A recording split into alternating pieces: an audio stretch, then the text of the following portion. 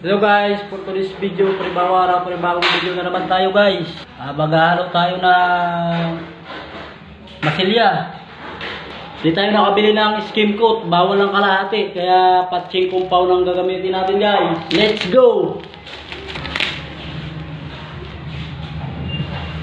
Siyempre yung ibang pintor gumagamit ng ganito guys pag naghalo. Siyempre tayo hindi na tayo magamit ng ano. Ito na lang gawin natin. Mikos-mikos na. Ito. So at mamaya guys, papakita naman natin kung paano magmasilya ng mabilis. So ayan na guys, wala nang intro-intro pa. Masilya na. Siyempre, pakita ko muna yung hagdan natin. Ayan guys, napakaangas. Ganito lang magmasilya guys. So, ayan yun. Siyempre, mimikos-mikos muna natin yan guys.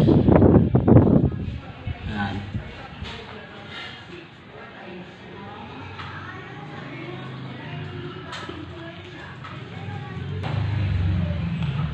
So, yun lang guys. Hanggang dito na lang ang video natin guys.